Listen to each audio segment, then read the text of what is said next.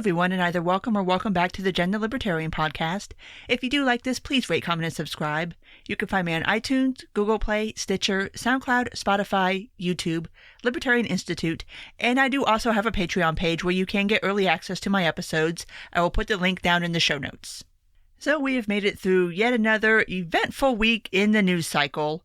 I'm going to go ahead and start with a little bit of impeachment news, and then we're going to move on to some of the other things that happened this week, because there was a lot of things that happened this week. But the main thing that happened out of the impeachment hearings, for lack of a better term, is Gordon Sondland, which, if you'll remember, Gordon Sondland is the guy from the infamous Bill Taylor, Gordon Sondland text message exchange, where Sondland said there was no quid pro quo, but there was like a 6-hour gap between Bill Taylor texting him, so we're doing a quid pro quo, right? And apparently in that time, it has come out that Sondland did talk to Trump. Anyway, he initially gave testimony where he had said that there was no quid pro quo, or at least not to his understanding, that he was never specifically told that. But then he kind of flipped and afterwards said, oh, wait, now, no, I remember now that I've heard other people's testimony. Yeah, that happened. Those conversations happened. I guess they just slipped my mind or something. So he went back in, gave additional testimony, testifying to conversations that he had with other Ukrainian officials, which, by the way, another thing about Gordon Sondland, ambassador to Ukraine, appointed as such, probably because he donated $1 million to Trump's inauguration. You know, just saying. Not that buying ambassadorships is anything new, but just to keep that in mind for when people start to try to spin this little idea that these people are just acting freelancing, just all on their own, that the guy that gave Trump $1 million for his inauguration and got appointed ambassador of Ukraine is just off doing his own thing, or that Rudy Giuliani is just off doing his own thing. The president's personal attorney. Anyway, so he goes back in, he redoes his testimony, and everybody loses their shit, including one Lindsey Graham, who said when he was questioned about the additional Sondland testimony, point blank said that he has no plans to read it because he thinks this whole thing is nonsense. Okay. Let's set aside whether you think this is nonsense or not. Everybody can have their own opinion on that. Lindsey Graham will be, if and when this makes it to the Senate, the impeachment process, will be one of the 100 jurors deciding whether the president should be impeached or not. You don't get to say that you are going to ignore evidence that you don't like or that you don't want to deal with when you are going to be one of the people deciding whether or not the president gets impeached or not. Dude, it's your job. Do your damn job. I don't care if you don't like it. This is the job that you signed up for. Go read the damn testimony so you can actually make something that looks like an unbiased decision, which, again, this is another one of these examples of, first off, the absolute bad faith arguing that is coming from Republicans when they sat there, bitch, whine, moan, and complain that you wanted to see transcripts, you wanted to know what the testimony was. Now it's, well, I'm not going to read it because I think it's nonsense. Okay, dude, like, then why were you bitching about getting access to it in the first place? Second of all, this still, and this is just another piece of evidence that Senate Republicans are not going to vote to impeach Trump no matter what. This will not make it out of the Senate. And for all of the kind of pieces that I see come out lately about people talking about what Republicans are saying in private and the hand-wringing and the idea that, oh, there might be some Republicans that are going to flip and vote for this. I have not seen a single damn thing said in public that anybody has put their name to that makes me think that that is going to happen. No, I'm sorry. No. Until somebody wants to put their name to it in public, I don't care. And in fact, everything that I've seen every Republican in both the House and the Senate say in public reinforces the notion that none of them are going to vote for this. Not a one. It doesn't matter what evidence comes out. I mean, at this point, it's not even like a plausible deniability thing. They're just straight up not going to do it. Like, it's just, it's hard for me, the impeachment thing, because on a philosophical level, I'm like, yeah, go through this process. Let's find out what happened. Let's get it all out there. Let's get it on the table. Let's get people to put their names to their votes as to whether they think that this is something that is an impeachable offense or not. Practically speaking, I know this has no chance of happening. I know Trump is not going to be impeached. So it makes it's a hard thing for me to kind of parse and decide, like, is this something I support or not? I mean, ultimately, I don't think it's a bad idea, but I do still ultimately think it's kind of a fool's errand in a way, because I know nothing is going to come of this. So I still follow it. I'll still tell you guys about it. I still think it's interesting. I mean, I do think there was a quid pro quo. I mean, there's been so much testimony to the fact of how this whole thing went down, and as to when the funds were withheld and what Ukraine knew and what happened and how the funds got released.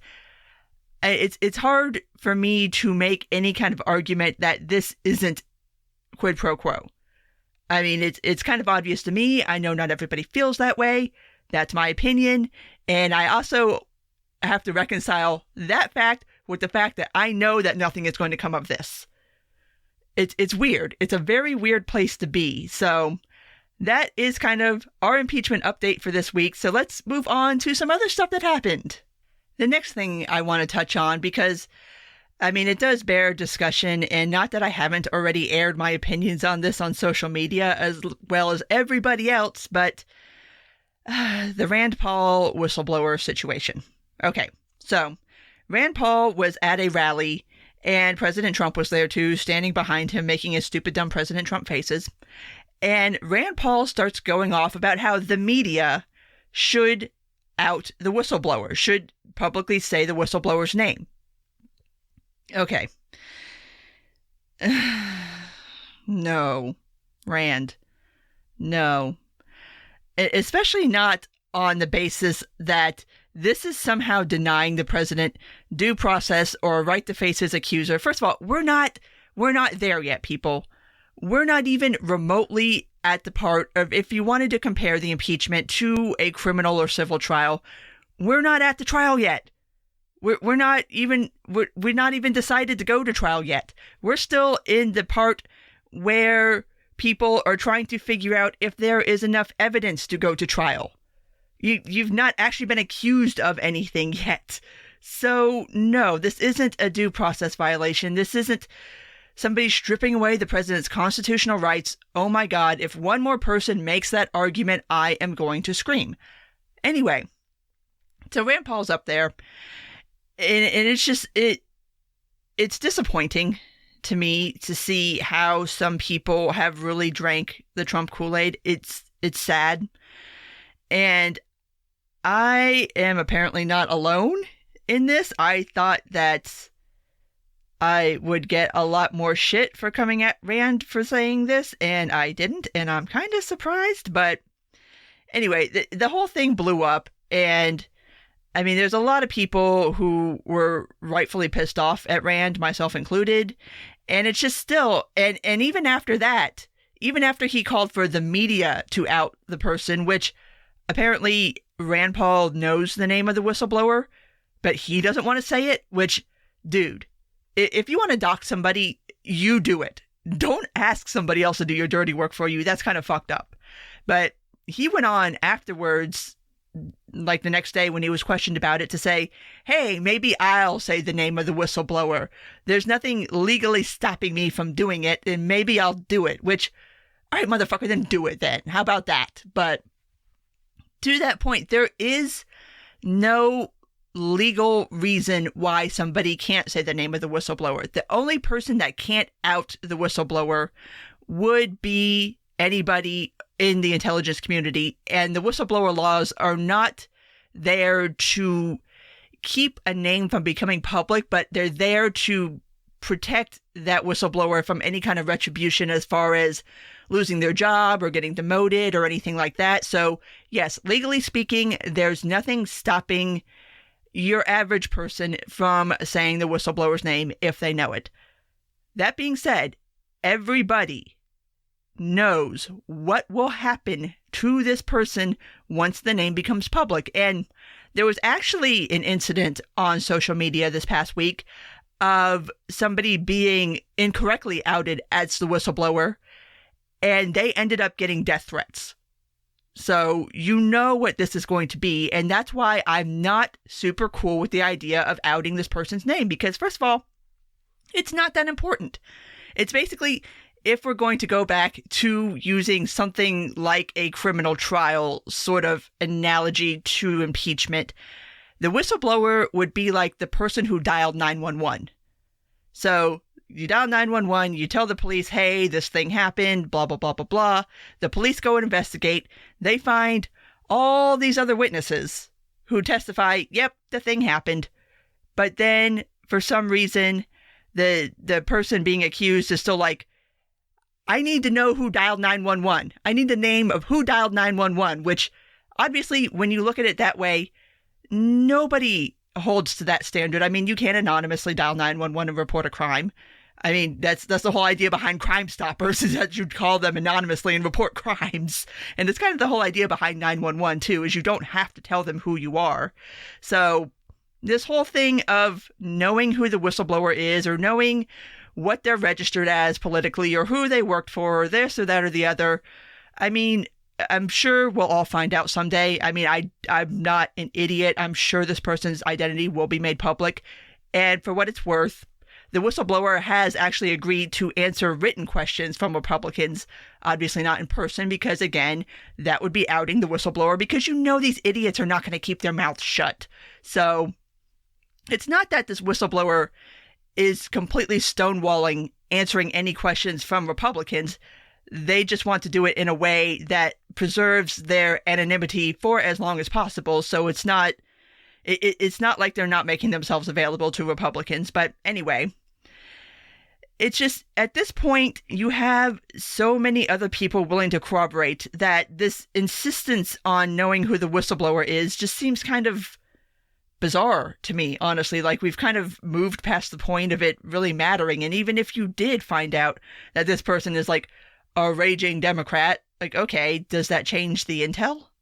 Does that change what they said? Does that make it factually inaccurate? And to my mind, that's what matters. Like, you can do something and have motivations. And I've used in the past the analogy to Mark Felt, which, if you don't know who Mark Felt is, you probably know him by his culturally relevant nickname, Deep Throat. And he was the one who leaked out the information on Nixon for the Watergate scandal. And one can argue that Felt had many reasons for doing what he did, but it would be a bit remiss to not point out that he had an axe to grind with Nixon. That when J. Edgar died and they appointed a new FBI director, Mark Felt thought that he would be getting the job, and he didn't. And he was pissed. And so to not point that out would be kind of missing a piece of the puzzle. But if we knew back then what we know now about Mark Felt, would that have changed how Watergate turned out? Like, would knowing that his motivations were maybe not super duper pure, would that have changed things? Should it have changed things? I would say no, because the information that he gave was factually correct. Why he was doing it is not really, or at least it's not something that should take precedence over whether or not the information is factually accurate. To me, that's how I look at it. So anyway, back to the whole Rand Paul whistleblower situation. Yeah, pissed off a lot of people. A lot of people agreed with me way more than I thought would. Like, I kind of expected to get a lot of shit for that and didn't. So I feel a little less alone, a little tiny bit. But anyway, that happened. And I mean, there's so much I don't know what to say about anymore about the state of the GOP, and other than, as far as I'm concerned, it's dead, and there's nothing there left to save. So if you are so inclined to try to save the GOP, just know that they don't like us anymore anyway, and I mean, there's nothing left to save. So maybe let's start tending to our own instead of trying to prop them up. Anyway, maybe I'll make a whole episode on that topic, because that is one I have a lot of thoughts about. But let's go ahead and move on to the next story. And that is the Jeffrey Epstein ABC CBS story. So, in case you have been living under a rock or don't spend a lot of time on social media, let me back up and kind of explain this. Project Veritas ended up releasing a clip from, it's not from Amy Robach, but it's being described as kind of like a hot mic moment, but I think describing it as a hot mic moment is a little off, because it's pretty clear to me that Amy knew that the cameras were on and the mics were still on. Apparently it was like in between a break, like a commercial break, like where the cameras were still rolling and the mics were still on and she was on set. Like it's not like some off the cuff moment that was caught by a hot mic. Like she was on set, like she knew, but she knew. So anyway, so she starts, and I don't know, because the video starts after the point of finding out like why exactly this was coming up in the first place. But Amy Robach goes on this kind of extended rant about how she had the Epstein story dead down like 3 years ago. Like she had the facts, she had people willing to go like public and do interviews about what went on. She had it all. She had everything, and ABC spiked the story. Allegedly because of some of the things that were going to be said about Prince Charles, and ABC was worried about still having access to like Will and Kate, which, I mean, nobody cares about Will and Kate anyway. So basically, ABC spiked the story that she had 3 years ago. She's rightfully pissed off about it because, I mean, yeah, like you had the story, like it was your story. And a lot of people are framing this as just her having like sour grapes about not being able to break the story. But honestly, I think it's a legit thing to be pissed off about. Like, you could have did this 3 freaking years ago. And so Project Veritas somehow got a hold of this clip. They released it, and ABC managed to handle this in the absolute worst way possible, because they didn't deny anything that Robach said in the clip. What they said was that we didn't run the story because we couldn't corroborate enough of the evidence to be able to run it, blah, blah, blah, blah, blah. We didn't stop anybody from reporting on Epstein, blah, blah, blah, blah. Anyway, and a lot of people have given ABC a lot of shit over this, especially on the whole, well, we didn't have enough corroborating evidence to run the story, and comparing it to other stories that they've run where there was no corroborating evidence either. Like, you ran with all the Kavanaugh stuff. Like, you ran complete nonsense stories, but you didn't run this one because of corroborating evidence that Amy Robach says that she had. Like, she says it in the clip. Like, she had it all. So that's how they handled it. And then it gets worse.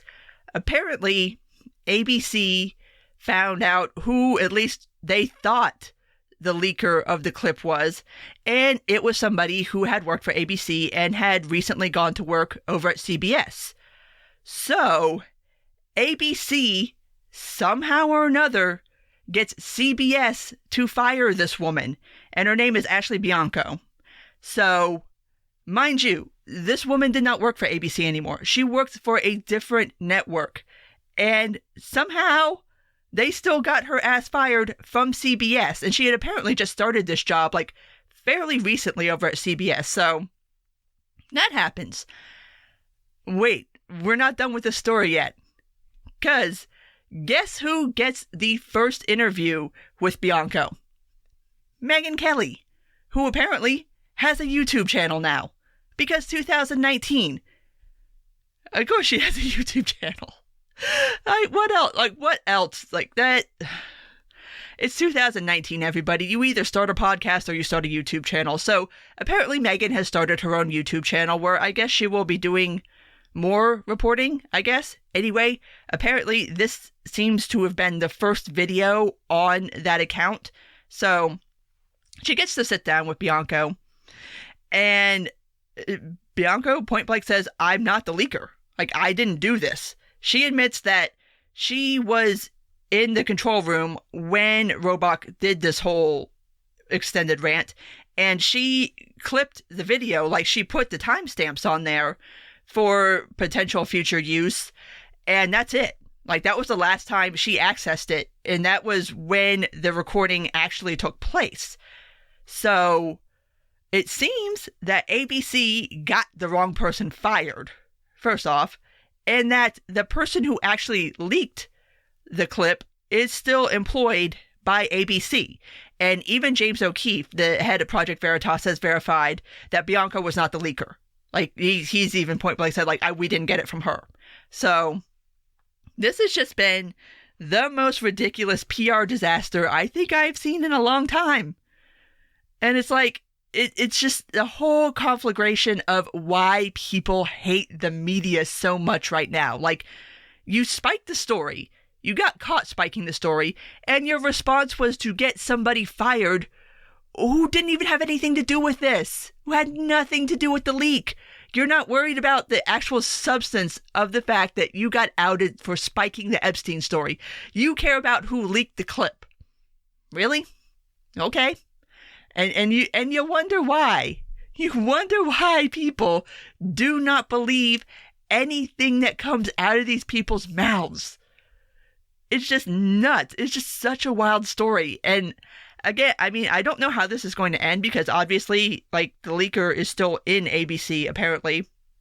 According to Bianco, she doesn't know who it is. For what it's worth, in the interview with Megyn Kelly, she said that the clip was pretty widely shared within ABC. Like, there's been dozens and dozens of people who have seen the clip. Everybody knew about it. Everybody talked about it. It wasn't like some secret that only her and the people in the control room and the people on set knew about. Like, everybody was talking about it at the time. So it could really be anybody. Like, it could be dozens of people. And these dumbasses got the wrong person fired from another network. and go watch the video of her with Megyn, because I feel so bad for this poor girl, because she's obviously upset. Like, she's on the verge of tears. This poor thing's worried that she's never going to be able to get a job in broadcasting again. She just wants her job back. She just wants her life back. Like, it's so sad. It's really just, it's heartbreaking. And yeah, it'd be interesting to see. I mean, I'm sure they will let this story drop as fast as they possibly can, because whoa, damn, did you fuck up. But it'll be interesting to see if any kind of heat is still brought on either network for doing this, because this is pretty blatantly just awful. Just awful, awful, awful. But moving on to the last story that I want to cover from this past week, and I want to kind of do it from a different angle than a lot of people have. And that is the results of the gubernatorial race in Kentucky, which I'm sure if you are a libertarian, you already kind of know this story. But basically, it was a race between the incumbent Matt Blevins, who is a Republican, Democrat Andy Bashar, and Libertarian John Hicks. And at this particular moment in time, I don't think the race has been officially called yet, because it is extremely close vote tally wise. But it looks like Andy Bashar, the Republican, or the Democrat, has won the gubernatorial race in Kentucky, which is a big deal just on its own merits. But here's the thing, and here's where things have gotten interesting. The gap between Bashar and Blevins is a little over 5,000 votes. Like I said, extremely close vote tally, so that's why I don't think they've officially called it yet. John Hicks, the Libertarian, got 28,442 votes. So clearly covered the spread between the Republican and the Democrat. So obviously, people are bitching, whining, moaning, and complaining about that, about third-party people and how they ruin everything for Republicans or Democrats or whoever it is that you happen to support, and you think that they got screwed over by third-party voters. Anyway, the Libertarian Party of Kentucky issued an absolute fire response, basically being like, well, you know what? Fuck all y'all, cry more, and you know what? Maybe next time, don't ignore us. How about that? But here's the part that I think is interesting and gives me a little bit of hope. And I will say that this is one race in one state, but this was a governor's race, which means it's statewide office. It's the highest statewide office. Hicks got 28,442 votes.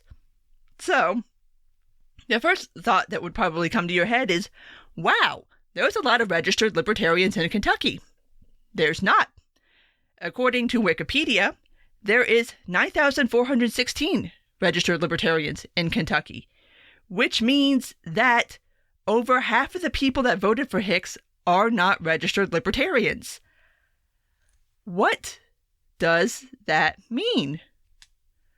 I'm very curious. And obviously, I mean, I don't think this kind of information is ever made public as to like the spread of who somebody's registered for versus who they voted for obvious privacy concerns. But the fact that over half of the people that voted for Hicks are not registered libertarians means that people who are maybe registered independent, Republican, or Democrat voted for the Libertarian over the Republican or the Democrat. That's kind of a big deal. And I'm very curious to see if this is a trend that will continue. And I would like to see more statewide races like this to try to compare numbers to as far as registered libertarians versus the amount of people that vote for the libertarian candidate.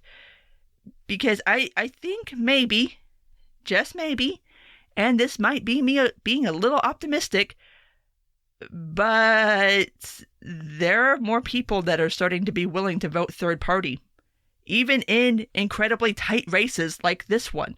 I mean, it's not like being a libertarian and voting in, say, California, where you know, unless you're voting Democrat, your vote really doesn't matter. Like, this was an incredibly tight race, obviously. I mean, it was decided by a little over 5,000 votes. These 28,000 votes mattered a lot in this race. That would have meant the difference between Bashar winning and Blevins winning, possibly with a very comfy margin. So it gives me a little bit of hope that maybe people are starting to become more receptive to the idea of voting third party.